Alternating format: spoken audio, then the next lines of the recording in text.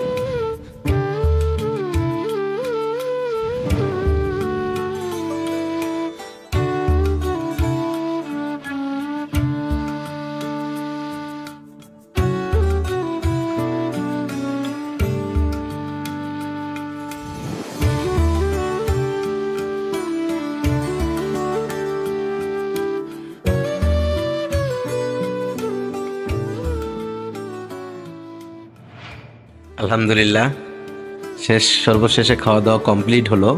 খাওয়া দাওয়া শেষ করার পর আসলে যতটুকু আমরা আয়োজন করেছিলাম তার থেকেও ৫-৭ জন লোক বেশি খাওয়াতে পেরে সত্যি নিজেকে খুব গর্বিত মনে হচ্ছে, খুবই আনন্দিত লাগছে।